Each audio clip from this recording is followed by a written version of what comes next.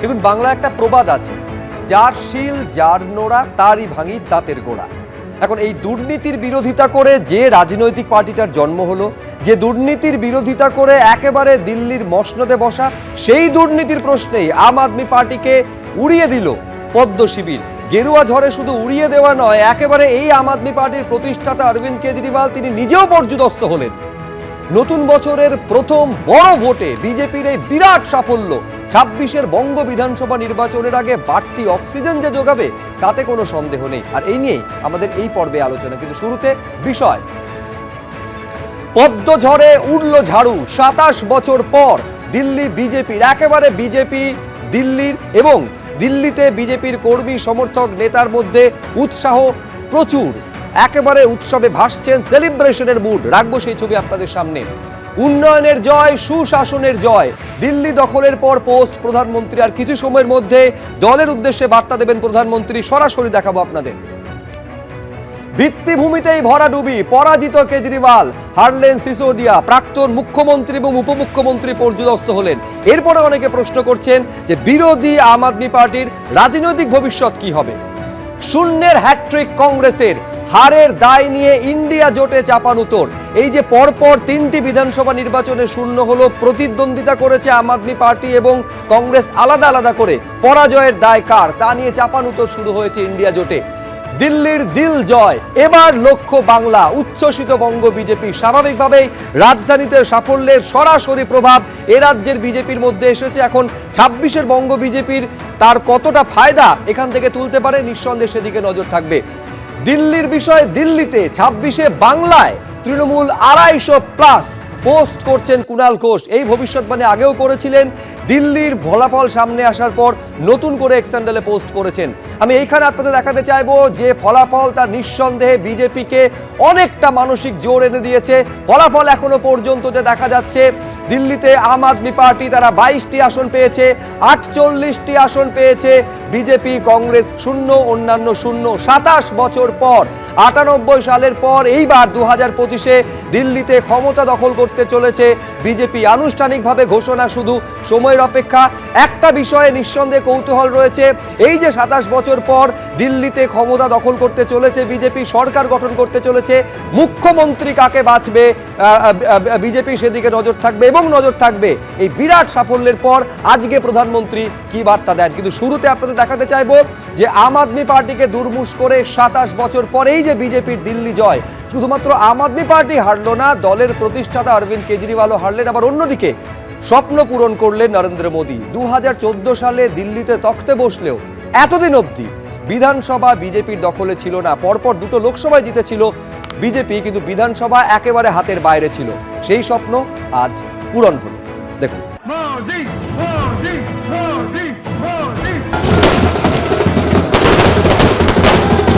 ঐতিহাসিক জয়, রেকর্ড জয়, বাম্পার জয়। দিল্লির বুকে ফের এক ইতিহাস তৈরি করলেন নরেন্দ্র মোদী। আম আদমি পার্টিকে দুর্মুষ করে প্রায় 27 বছর পর দিল্লির পদ্মাসনে বিজেপি। শুধু আম আদমি পার্টি হারল না, হারলেন দলের প্রতিষ্ঠাতা অরবিন্দ কেজরিওয়ালও। যমুনায় সলিল সমাধি ঘটল কেজরিওয়ালের হ্যাট্রিকের স্বপ্নের। উল্টো দিকে স্বপ্ন পূরণ করলেন নরেন্দ্র মোদী। মোদী 2014 সালে দিল্লির তখতে বসলেও এতদিন অবধি বিধানসভা তাদের দখলে ছিল না। এবার কেজরিওয়ালকে উড়িয়ে দিয়ে কেন্দ্রের পাশাপাশি রাজ্যেও বিজেপির শাসন প্রতিষ্ঠিত হলো।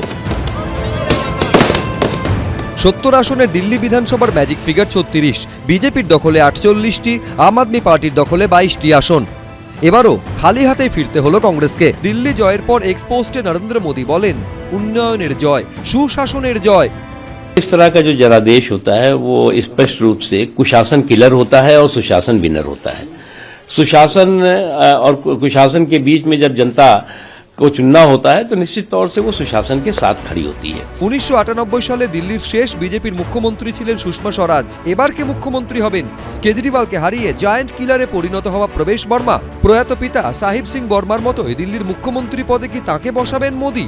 নাকি মায়ের মতো দিল্লির মুখ্যমন্ত্রী হতে পারেন নয়াদিল্লির সাংসদ সুষমা স্বরাজের মেয়ে বাসুরি স্বরাজ? দিল্লির মুখ্যমন্ত্রী হওয়ার দৌড়ে কি রয়েছেন দিল্লি বিজেপি রাজ্য সভাপতি বিজেন্দ্র সচদেব, নাকি মধ্যপ্রদেশের মোহন যাদব, রাজস্থানের ভজনলাল শর্মা কিংবা ছত্তিশগড়ের বিষ্ণুদেব সাইয়ের মতো কোনো আপাত অচেনা মুখকে মুখ্যমন্ত্রী করে চমক দিতে পারেন নরেন্দ্র মোদী?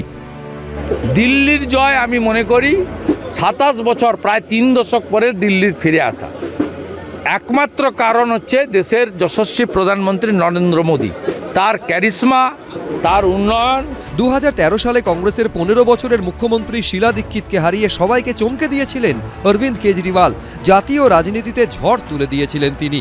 আর এবার সেই নয়াদিল্লি কেন্দ্রে নিজেই পরাজিত হলেন।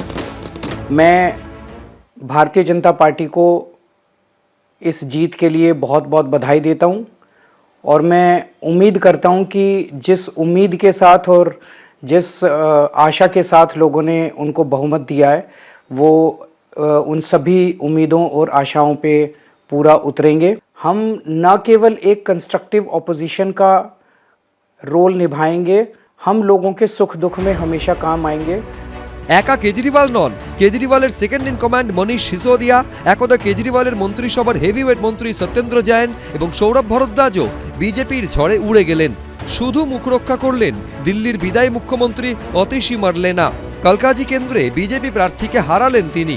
অন্যদিকে ভদ্রলোকের এক কথার মতো 2015, 20 এবং 2025-এ এসেও এবার দিল্লিতে খাতা খুলতে পারল না কংগ্রেস। তাদের ঝুলি শূন্যই রয়ে গেল। People wanted change and they wanted change. I suppose they voted for change. My congratulations to all those who have won.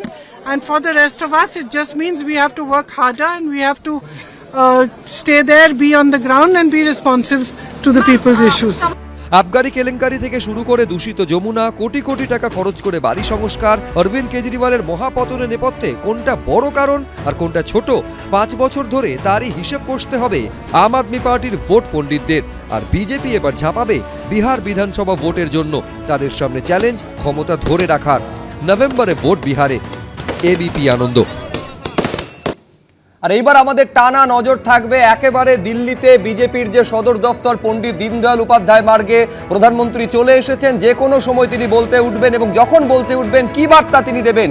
এই অভাবনীয় সাফল্যের পর, এই ঐতিহাসিক জয়ের পর, 27 বছর পর দিল্লিতে ক্ষমতা দখল করলো বিজেপি, সেখানে দলীয় নেতা কর্মীদের কি বার্তা দেবেন সেদিকে নজর থাকবে। এই হচ্ছে প্রস্তুতির ছবি, সরাসরি দেখছেন। दिल्ली बीजेपी के प्रदेश अध्यक्ष यहां पर आपको वीरेंद्र सचदेवा कार्यकर्ताओं को संबोधित करते हुए नजर आ रहे हैं। उनके साथ में तरुण चुग है। एक और तस्वीर दिखा रही है जितेंद्र ऊपर, जहां पर मनोज तिवारी वहां पर खड़े हुए थे। अभी हालांकि वो बैठे हैं, लेकिन जो दिल्ली के तमाम सांसद हैं, जो तमाम नवनिर्वाचित विधायक हैं, वो इस वक्त जो है ऊपर ये जो कॉरिडोर बनाया गया है यहाँ पर बैठे हुए हैं और संभवतः वो प्रवेश वर्मा भी हमको बैठे हुए नजर आ रहे हैं, हालांकि पीछे से देख पा रहे हैं, लेकिन यहाँ पर वो तमाम विधायक बैठे हुए हैं। लेकिन नीचे, जिन्हें अब हम नीचे की तस्वीरें दिखा सकते हैं कि नीचे इस वक्त जो किस तरीके से जो बीजेपी के कार्यकर्ता हैं, वो कार्यकर्ता जिनकी वजह से ये जीत हासिल हुई है। 27 साल बाद दिल्ली में बीजेपी ने जीत हासिल की है तो इन्हीं कार्यकर्ताओं की वजह से, और इसी वजह से प्रधानमंत्री नरेंद्र मोदी का चेहरा सबसे आगे। अब की बार विकास का साथ दिल्ली ने थामा, मोदी का हाथ, ये नारा। जी একেবারে সরাসরি যখন প্রধানমন্ত্রী বলতে উঠবেন আমরা সেই ছবি আপনাদের সামনে রাখবো। কিন্তু আমাকে আজকের দিনের জন্য শুরু অবশ্যই বিমল শঙ্কর নন্দকে দিয়ে করতে হবে।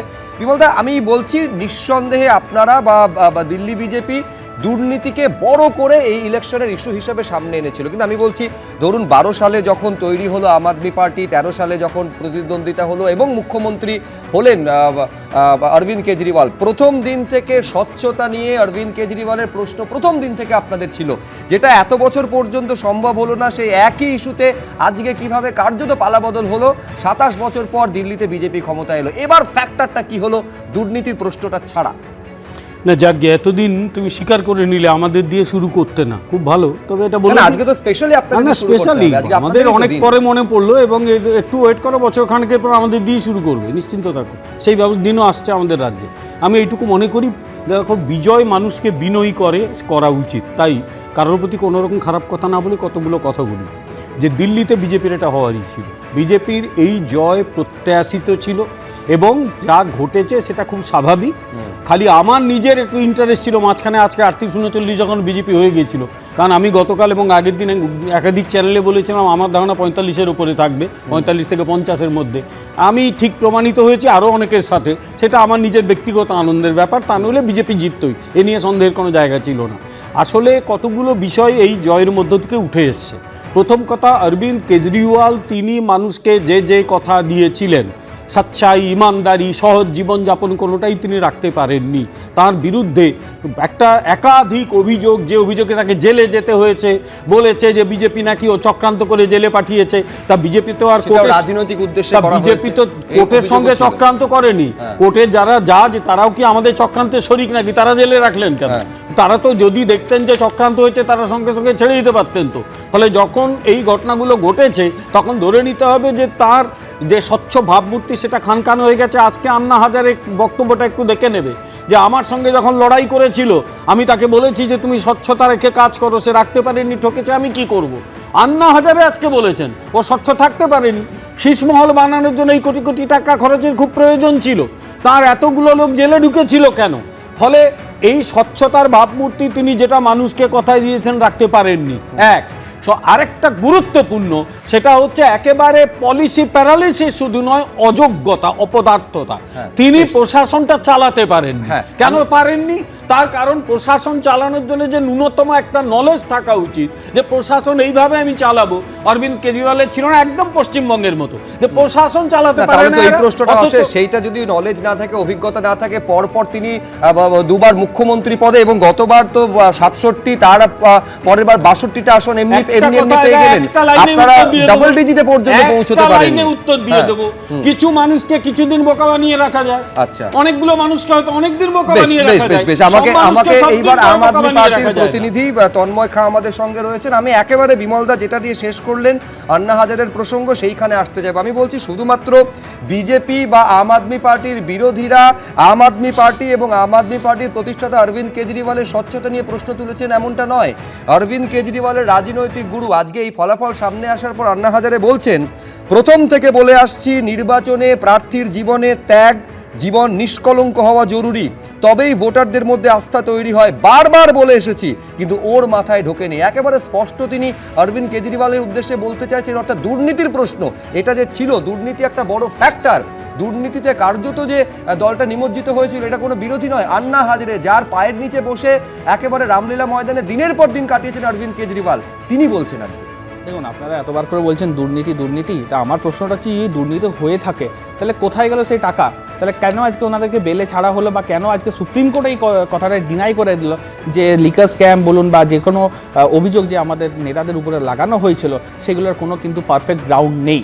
আমার বিজেপি স্পোক্সপারসন এই কথাটা বললেন যে অরবিন্দ কেজরিওয়াল তার ওয়ার্ডসে ডেলিভার করতে পারেননি, সরকার চালাতে পারছিলেন না। তাহলে এত বছর যে এত উন্নয়ন যে হলো দিল্লিতে, সেটার উত্তর উনি কীভাবে দেবেন?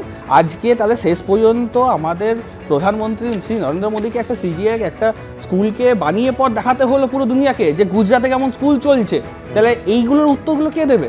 হ্যাঁ, আজকে ডেফিনেটলি আজকে জনগণ আমাদেরকে অপোনেন্টে আমাদেরকে বসিয়েছে, সেটাতে আমরা একদম সেটাকে রাজি আমরা মেনে নিয়েছি। কিন্তু দিল্লিতে যেভাবে আমরা এতদিন পর্যন্ত সরকার চালিয়েছি এবং যে আমরা মডেল নিয়ে এসেছি, যে উন্নয়নের মডেল আমরা নিয়ে এসেছি, আমি এটাকে বলতে পারি যে এমনি মডেল কেউ আজ পর্যন্ত নিয়ে আসতে পারে। তারা কেউই কোনো মামলা থেকে ছাড় পাননি, জামিন পেয়েছেন।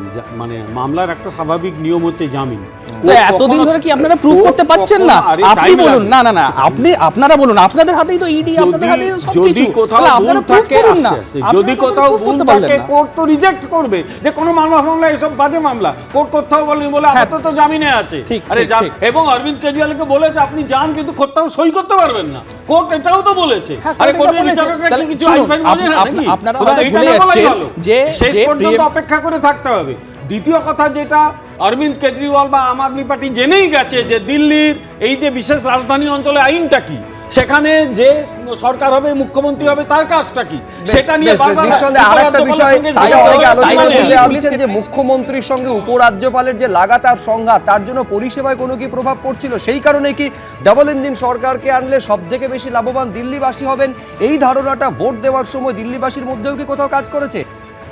আমি এইখানে একবার শুভময় মৈত্রর কাছে আসতে চাইবো। শুভময়, আপনার ব্যাখ্যাটা নিঃসন্দেহে জানতে চাইবো। গত দুটো বিধানসভা নির্বাচনে সিঙ্গল ডিজিট যে বিজেপি পেরোতে পারেনি, সেই বিজেপি আপনি ধরুন 6 থেকে 8 গুণ বাড়িয়ে 48 এই মুহূর্তে তারা আসন পেয়েছে। মানে এইটা কিভাবে সম্ভব হলো? কোনো আমি বলছি হঠাৎ করে তো সম্ভব হয় না। এক আর দ্বিতীয় কথা হচ্ছে এই প্রথম বোধহয় একটা পলিটিক্যাল পার্টি জন্ম হওয়ার পরেই শাসন ক্ষমতায় ফর দ্য ফার্স্ট টাইম অপোজিশনে বসতে চলেছে। অনেকে প্রশ্ন করছেন প্রথমবার বসার পর এবার এই আম আদমি পার্টির বিরোধী আম আদমি পার্টি হিসেবে ভবিষ্যৎ কোন দিকে, আপনার কি ব্যাখ্যা?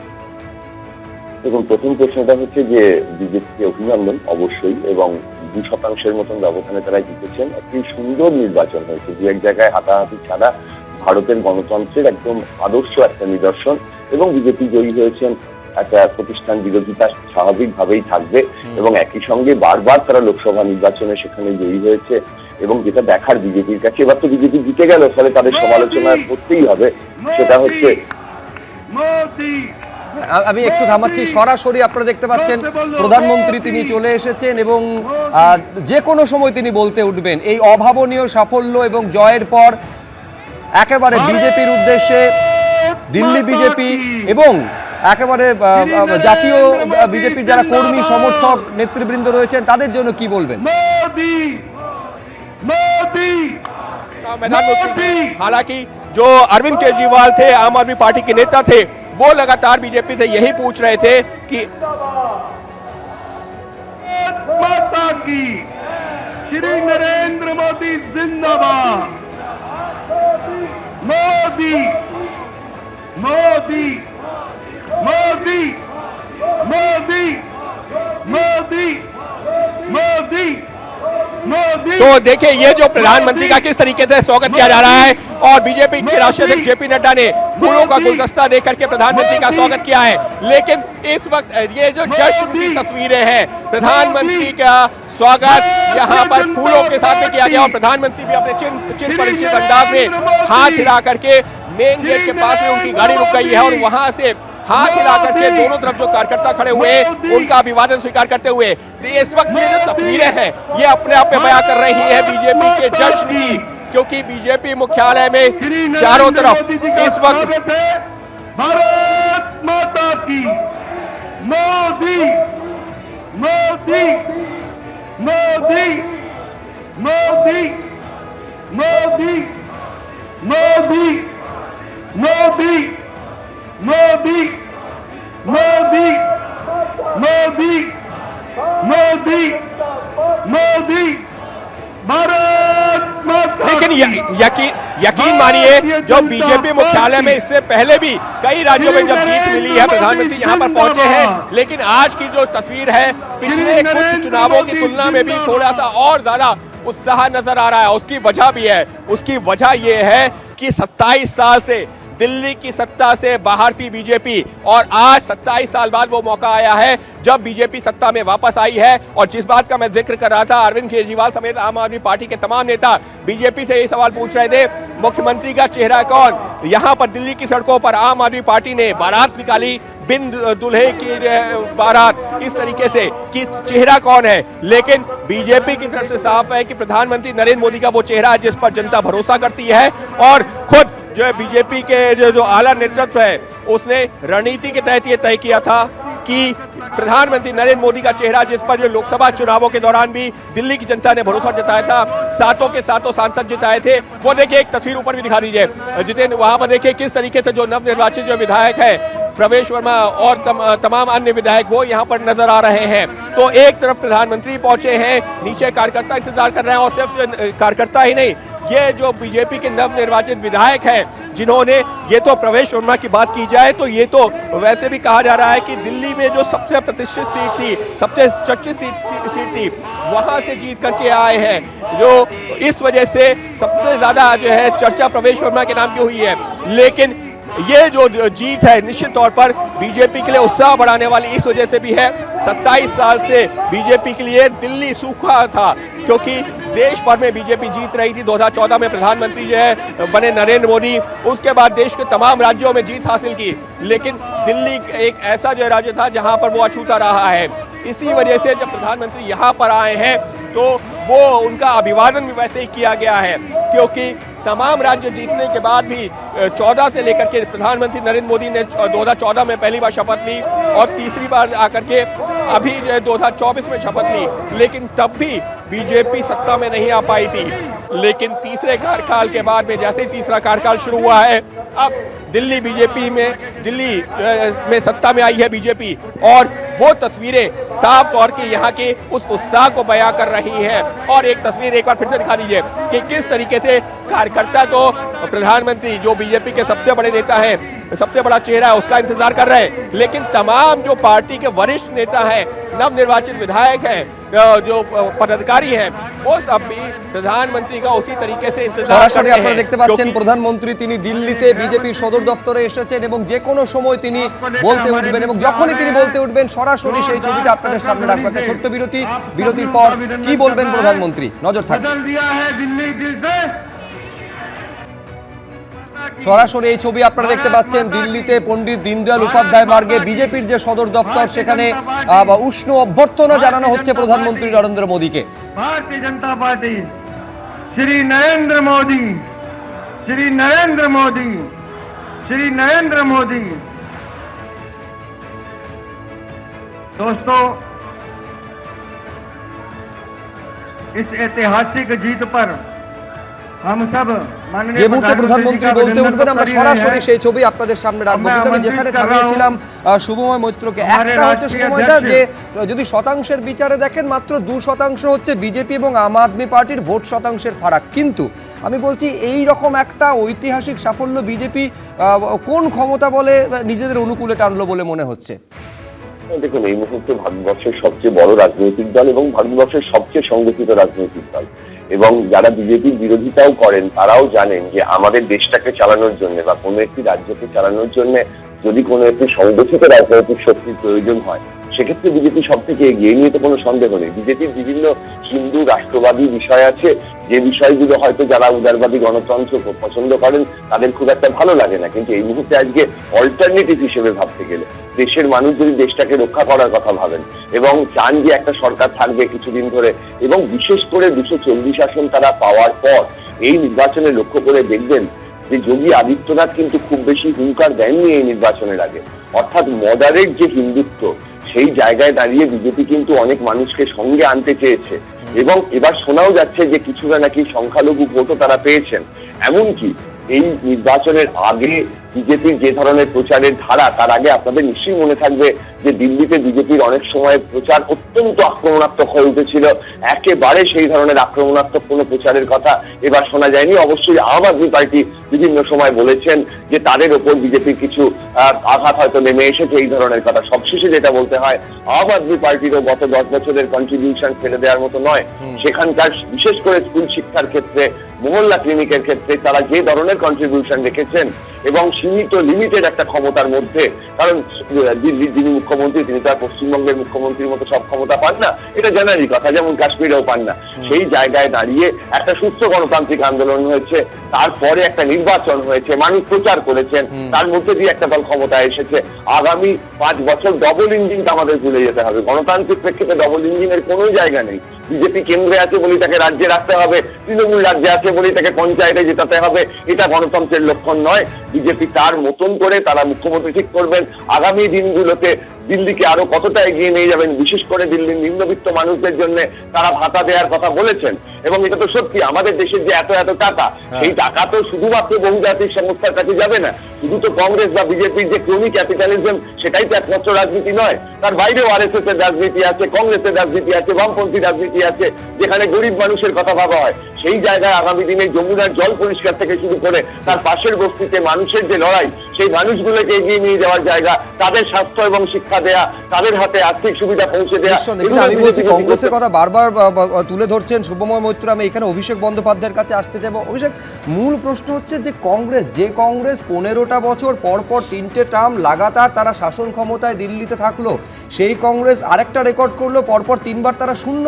আমি বলছি 140 বছরের পুরনো একটা রাজনৈতিক দল, ভারতের স্বাধীনতা আন্দোলনের সঙ্গে সব থেকে একমাত্র পলিটিক্যাল পার্টি যদি কিছু থেকে থাকে সেটা হচ্ছে ভারতীয় জাতীয় কংগ্রেস। আমি বলছি দিল্লিতে কোথাও কি এরপরে কি আর মানে রাজনৈতিক কোনো ভবিষ্যৎ দিল্লিতে কংগ্রেসের আছে বলে মনে হচ্ছে? আচ্ছা, প্রথমে দুটো কথা। এক, বিমল দা সহ যারা যারা বিজেপির বন্ধুরা আছেন তাদেরকে এই জয়ের জন্য অভিনন্দন, বিয়ন্ড এনি ডাউট। এটা অবশ্যই একটা সাফল্য উদযাপন করার মতো সময়। দুই, শুভময় দা অন্য একটা প্রেক্ষিতে একটা খুব ইন্টারেস্টিং কথা বলেছিলেন যে ভোটের ফলাফল যাই হোক না কেন, আমরা যারা নির্বাচনী বিশ্লেষক, মানে উনি ওনাদের ফ্রেটার্নিটিকে বললেন, আমরা সুবিধা মতো আমাদের মানে স্টান্স চেঞ্জ করে নিই। এবার সমস্যাটা কেন আমি এটাকে উল্লেখ করলাম, তার কারণ হচ্ছে গত এক বছরে অনেক দিন বাদে যা যা মানে একজন দুজন ব্যতিক্রম বাদ দিয়ে যা যা মোটের ওপর এক্সিট পোল বা ওপিনিয়ন পোল বলেছে এই ফলাফল তা হয়েছে। এবার বাকি থাকলো কংগ্রেসের মানে ফলাফল। নিঃসন্দেহে আমাদের আত্মসমীক্ষার একাধিক জায়গা আছে এবং আমাদের সেই আত্মসমীক্ষা করতে হবে। কিন্তু তুমি যদি এটাকে অন্যভাবে দেখো, আমি তো একজন কংগ্রেসি সাধারণ কর্মী, আমি বরঞ্চ এটা আশাবাদী হব এই কারণে যে দেখো 2013 সালে 2G কোলজি সিডাব্লিউজির যে অভিযোগগুলো নিয়েছিল, একটু আগে আমার আম আদমি পার্টির ভাই একটা ইন্টারেস্টিং কথা বললো যে দুর্নীতির অভিযোগ প্রমাণিত হয়েছে। সেম কথা 2013 সালে যে যে অভিযোগগুলো করা হয়েছিল, বিনোদ রায় যা যা অভিযোগ করেছিল, সুপ্রিম কোর্ট বলেছিল পার্সিভ দুর্নীতি। আজকে শিলা দীক্ষিত বেঁচে নেই, কিন্তু মানুষকে সেটা বোঝাতে পেরেছো ঠিক। এবার মানুষকে যেটা বোঝাতে, মানুষের একদম ঠিক, মানুষের ক্ষেত্রে কি হয় জানো তো, আমি নিজে নির্বাচনে লড়েছি তো, বিমল দাও লড়েছে, এটা মানে মানুষ যখন ভোট দিতে যায় না তখন ফার্স্ট থিং দেখে হচ্ছে উইনেবিলিটি। আজকে সেম কথাটা বলেছে সন্দীপ দীক্ষিত শিলা দীক্ষিতের সন্তান এবং সন্দীপ দীক্ষিত প্রাক্তন সাংসদ, তিনি বলেছেন হয়তো আমাকে দিল্লির লোকরা মনে করে। আমার প্রশ্ন সেইখানেই ছিল, আমি বলছি শূন্য পরপর 3 বার পাওয়ার পরে সেই রাজনৈতিক দলের উইনেবিলিটি ভবিষ্যতের কতটা থাকবে বা মানুষকে কতটা বিশ্বাস করাতে পারবে। উল্টো কথা বলি, বেশ, আমি একবার তৌসিফ খানের কাছে এইখানে আসতে চাইবো। আমি বলছি কিছুক্ষণ আগেও কিছু নিজের বক্তব্যের মধ্যেও বিমলদা তুলে ধরছিলেন, বিজেপি তো রেজাল্ট আসার পর বলতেই শুরু করেছে যে দিল্লি হয়ে গেল, এবার 2026-এ বাংলার পালা। আরেকটা পরিবর্তন আসছে, বাংলা দূর আস্ত, যেমন লোক বলে না যে দিল্লি দূর আস্ত এক সময় বলা গেছিল, সেইভাবে আমি বলছি যে বাংলা দূর আস্ত। এখন কংগ্রেস কিন্তু তৌসিফদা, তৃণমূল কংগ্রেস তো স্লোগান তুলেছিল যে আগে দিল্লি সামলা পরে ভাববি বাংলা, তো দিল্লি সামলে ফেলেছে তারা, এবার বাংলা দিল্লি 24 বছর পর, 27 বছর পর, এতদিন থেকে ওরা চেষ্টা করছিল, 10 বছর তো প্রধানমন্ত্রীকে নিয়ে এতগুলো টাকা, এতগুলো পাওয়ার, এতগুলো বড় বড় পোস্ট নিয়ে চেষ্টা করছিল, তারপরে ওরা জিততে পেয়েছে। আর কার বিরুদ্ধে? অরবিন্দ কেজরিওয়াল, যেটা একটা নতুন বিউরোক্র্যাট, যেটা টার্নড পলিটিশিয়ান, যার কাছে পুলিশও নেই, পুলিশও ওর হাতে নেই। ওইখানে চিফ মিনিস্টারের অন্য রাজ্য থেকে চিফ মিনিস্টার ওখানে একটু আলাদা, ওইখানে তো এলজি কত হস্তক্ষেপ থাকে, ওইখানে ইন্টারফারেন্স থাকে। ওই জায়গাতে যদি বিজেপি জিতে গেছে, নিশ্চয়ই ওদেরকে আমি কংগ্রাচুলেশন জানাই। জয় হলেও ওদের মানে ছোট হোক বা বড় হোক, জয় আছে, আমি ওদেরকে কংগ্রাচুলেশন জানাই। কিন্তু আপনি দেখুন, দিল্লি হচ্ছে একটা এনলার্জড সিটি, ওটা হচ্ছে আরবান ক্রাউড, আর বেঙ্গল ফুল ফ্লেজেড স্টেট আছে। বেঙ্গলে রুরাল পপুলেশন কত আছে? বেঙ্গলে 300খানা বা 294 MLA সিটস, দিল্লিতে 70 MLA seats. Urban crowd versus আপনার রুরাল ক্রাউড। আর এটা ফুল ফ্লেজেড স্টেট, যেখানে মমতা ব্যানার্জি প্রথম দিন থেকে একটা সিজনড পলিটিশিয়ান, যাকে মানুষ প্রেম করে, যার উপরে মানুষ ভরসা রাখে, যাকে মানুষ আদর করে, এখনো মমতা ব্যানার্জির উপরে সবার ভরসা। তো নিশ্চয়ই এটা কোনো কম্প্যারিজন নেই। বিজেপি নিজেই চাইবে না যে বাঙালি আসবে। এইটা একটা বড় পয়েন্ট বলেছেন, বিজেপি নিজেই চাইবে না বাংলায় ক্ষমতায় আসতে। এখন পলিটিক্যাল ক্যাম্পেইন চালাচ্ছে, ব্যাখ্যা বিমলদা দেবেন, আমি জানি না। হ্যাঁ বিমল, তার কারণ হচ্ছে দিল্লি দূর যারা বলে তাদের একটা উত্তর দিই, তু চিজ নেহি হ্যায় মস্ত মস্ত, হারানো যায়। আর একটা কথা বলি, অন্যান্য দলের প্রতি আমার কিছু বক্তব্য নয়, শুধু এইটুকু বলি, এই তৃণমূল কংগ্রেস যার গায়ে হাত দিয়েছে সে ডুবেছে। দিল্লিতে গিয়ে অরবিন্দ কেজরিওয়ালের প্রচার করতে গেলে ডুবে গেছে। বাকি যাকে ধরবে সে ডুববে, কিন্তু এর থেকে সাবধান। একটু ফার্সিতে বলুন। মমতা বন্দ্যোপাধ্যায়ের হাতে তৈরি, শুভেন্দু অধিকারীর হাতে এখন বঙ্গ বিজেপি, তাহলে কি বঙ্গ বিজেপি ডুববে? না, কেন? মানে উনি যে কথাটা বললেন, শুভেন্দু বন্দ্যোপাধ্যায়ের হাতে তৈরি, শুভেন্দু অধিকারী হাতে বঙ্গ বিজেপি, তার মানে কি শুভেন্দু হাতটা কেটে ফেলে দিয়েছে? না, হাত ধরলে যদি এই না, আমি জাস্ট ভাবলাম তৃণমূল কংগ্রেস যাকে ধরেছে সে ডুবে। আমি তৃণমূলকে হাতে ধরে তৈরি করে শুভেন্দু অধিকারী, শুভেন্দু তো তৃণমূল ছেড়ে এসেছে। হ্যাঁ, তাই বলতে তাহলে কি শুভেন্দু অধিকারী হাতে, শুভেন্দু অধিকারী হাতে বঙ্গ বিজেপি, আমি ভালো মানুষে একটু পরামর্শ দিলাম, নেবে কি নেবে কংগ্রেসের ব্যাপার, তবে তৃণমূল যাকে ধরবে সে ডুববে, এটুকু পরিষ্কার। আমার পরামর্শ এইটা নিঃসন্দেহে অত্যন্ত ইন্টারেস্টিং একটা বিষয়। শুভময় মৈত্রর কাছে আমি এইখানে আসতে চাই, বলছি শুভময়দা, দুর্নীতি, আপনি এই দেশে একাধিক রাজ্যে নির্বাচনে দুর্নীতি কত বড় ফ্যাক্টর, কয়েকটা উদাহরণ শুধু রাখি। রাজস্থানে বিজেপি জয়লাভ করলো, কংগ্রেস পুরো সেখানে সাফ হলো, বড় ইস্যু ছিল দুর্নীতি, প্রশ্নপত্র ফাঁস কেলেঙ্কারি ছিল। আবার ছত্তিশগড়ে বেটিং অ্যাপ কেলেঙ্কারি, সেখানেও কিন্তু দুর্নীতির প্রশ্নে তৎকালীন শাসক দল তাদের সরে যেতে হয়েছিল। যে দুর্নীতিতে একটা বড় ইস্যু, যেখানে আম আদমি পার্টিকে সরে যেতে হচ্ছে, কিন্তু এই দুর্নীতি বাংলায় এসে সব হিসেব গুলিয়ে ফেলে কিভাবে? সবসময় কিন্তু কখনো কখনো কোরিলেশন থাকে, কখনো কখনো কোরিলেশন থাকে না, এবং নির্বাচনে এটা পরিলক্ষিত হয়। বোফোর্সের ক্ষেত্রে হয়েছিল, রাজীব গান্ধী হেরেছিলেন, পশ্চিমবঙ্গের ক্ষেত্রে সেভাবে হয়নি। কিন্তু একটু আগের যে কথাটি তৃণমূলের সমর্থক ভদ্রলোক বললেন, সেটি কিন্তু মাথায় রাখার মতো, যে বিজেপি কি চাইবে তৃণমূলকে পশ্চিমবঙ্গ থেকে হারাতে? এবং এই রাজনৈতিক প্রশ্নটি কিন্তু আমরা বারবারই তুলছি। সেটা হচ্ছে যে বিজেপির কাছে পশ্চিমবঙ্গে বামপন্থীরা যেভাবে আদর্শগত শত্রু, সেইভাবে কিন্তু তৃণমূল কংগ্রেস কখনোই আদর্শগত শত্রু নয়। এবং বিভিন্ন সময় বিজেপির মানুষরাই অনেক সময় বা বিজেপির সমর্থকরাও বলে ফেলছেন যে সত্যিকারের কি কেন্দ্রের বিজেপি রাজ্যের তৃণমূলের বিরুদ্ধে, নাকি তৃণমূল থাকলে তাদের সবচেয়ে সুবিধে? ফলে এই প্রশ্নটা তৃণমূলের ভদ্রলোক যে কথাটি বললেন, একই কথা, যে বিজেপি কি চাইবে তৃণমূলকে হারাতে? ফলে এই প্রশ্নটা বিজেপির প্রচুর সমর্থকের আছে, বিমলদার মনেও হয়তো এই প্রশ্নটা আছে। এর উত্তর আমরা জানি। আমাকে এখানে এই প্রতিবেদনটা নিতেই হবে যে হবে এবং চাইবে। বিজেপি বলছে পরিবর্তন হবে, শুভময় মৈত্র এবং অনেকে বিরোধীরা বলছেন বিজেপি কি পরিবর্তন হোক সেটা চাইবে। এইটা দুটোর মধ্যে গোটা বিষয়টা দাঁড়িয়ে আছে। কিন্তু টার্গেট যে বিজেপির এরপরে বাংলা, সেইটা তারা স্পষ্ট করে দিচ্ছেন তাদের একাধিক ঘোষণার মধ্যে দিয়ে। দেখুন, दिल्ली का जीत हमारी है, 26 में बंगाल की बारी है। মমতা বন্দ্যোপাধ্যায় 250-র বেশি বিধায়ক সংখ্যা নিয়ে রাজ্যে বাংলায় তৃণমূল কংগ্রেস আবার চতুর্থবার সরকার গঠন করবে।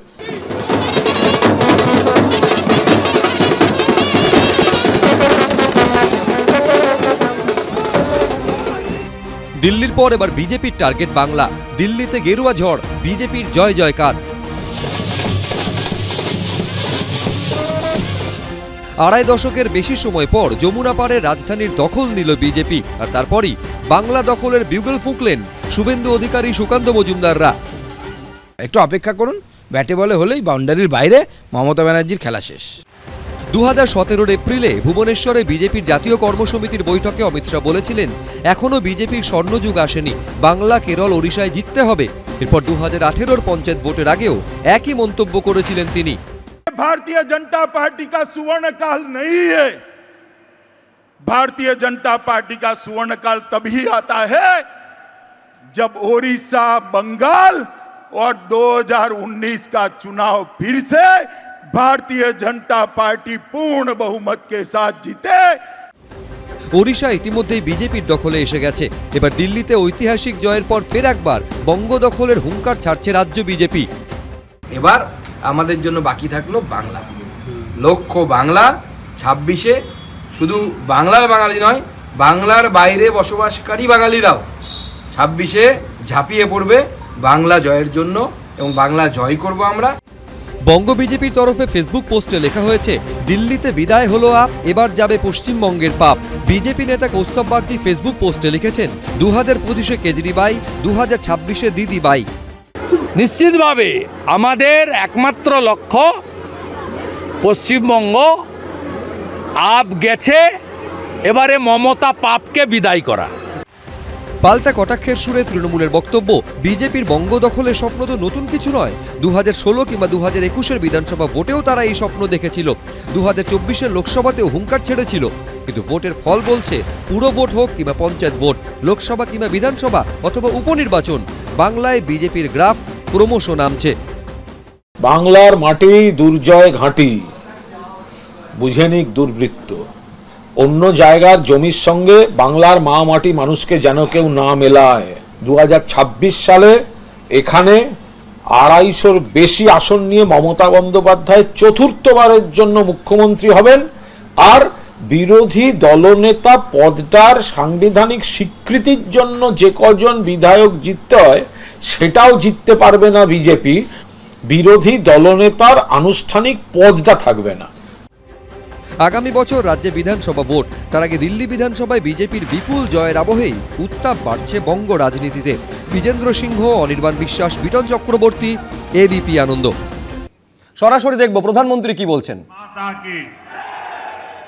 भारत माता की भारत माता की, यमुना मैया की, यमुना मैया की, यमुना मैया की।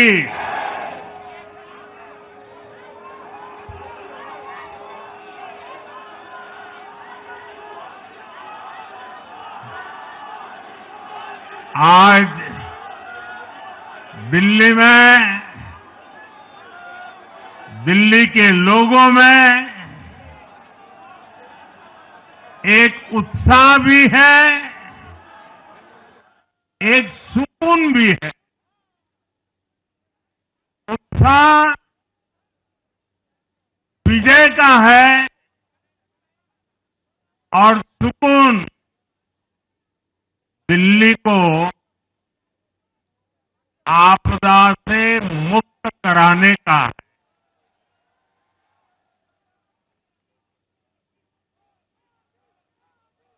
साथियों, मुक्त कराने का है।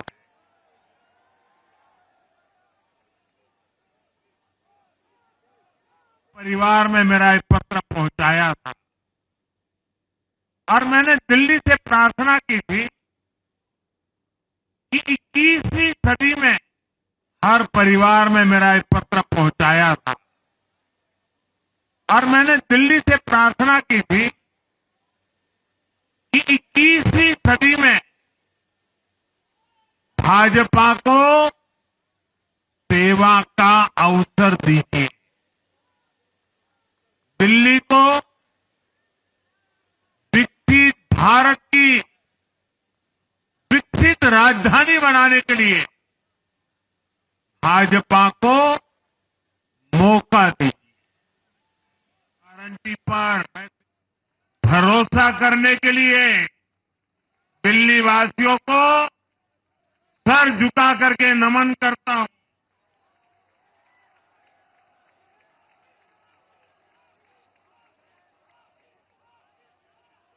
मैं दिल्ली वासियों का आभार व्यक्त करता हूं।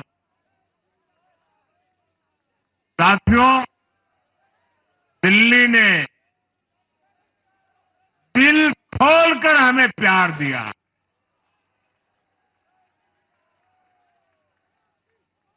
और मैं दिल्ली वासियों को फिर से एक बार विश्वास दिलाता हूं,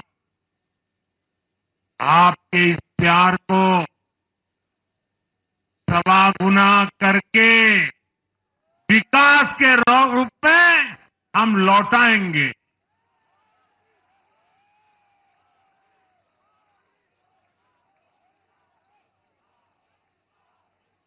दिल्ली के लोगों का ये प्यार, ये विश्वास हम सभी पर एक कर्ज है। इसे अब दिल्ली की डबल इंजन सरकार, दिल्ली का डबल तेजी से विकास करके चुकाएगी।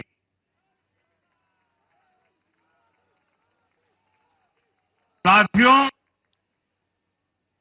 आज की ये ऐतिहासिक विजय है, ये सामान्य विजय नहीं है। आपदा को बाहर कर दिया। एक दशक की आपदा से दिल्ली मुक्त हुई।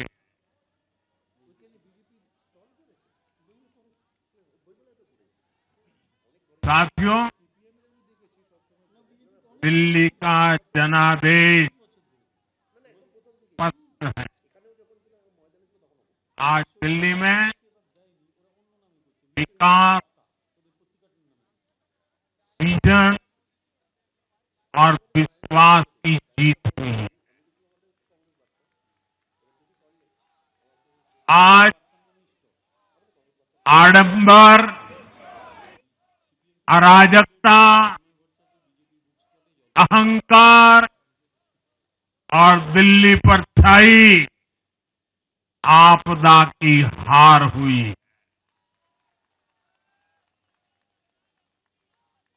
इस नतीजे में भाजपा के कार्यकर्ताओं की दिन रात की मेहनत, उनका परिश्रम ये विजय को 4 चांद लगा देता।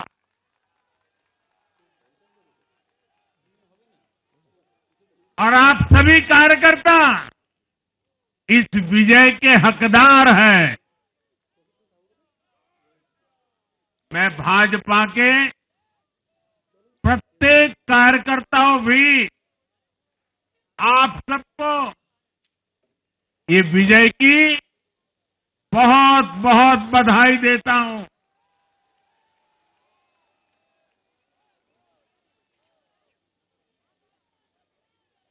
साथियों, आज दिल्ली की जनता ने साफ कर दिया है कि दिल्ली की असली मालिक सिर्फ और सिर्फ दिल्ली की जनता है।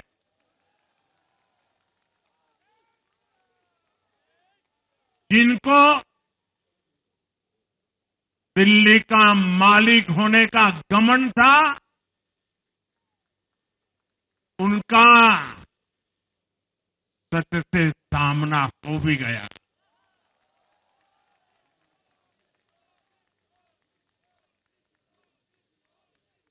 दिल्ली के जनादेश से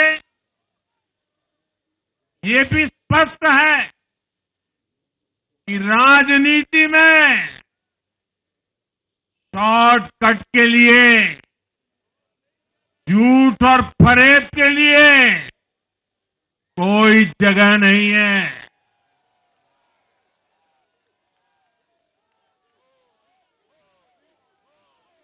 जनता ने शॉर्टकट वाली राजनीति का शॉर्ट सर्किट कर दिया।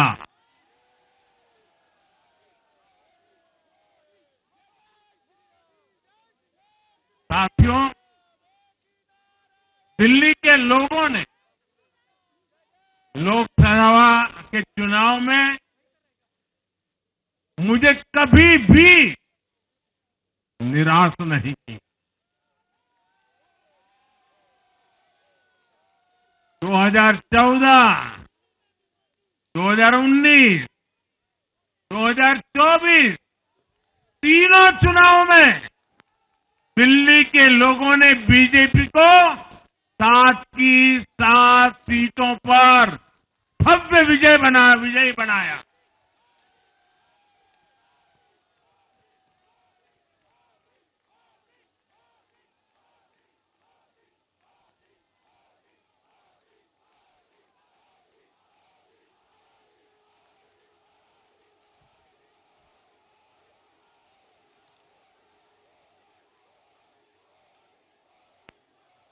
आप नीचे रहिए, औरों को परेशानी हो रही। आपका उत्साह मेरे सर आंखों पर, आपकी फोटो भी निकल चुकी है, वीडियो में आ चुका है। अब आप प्यार से बैठिए।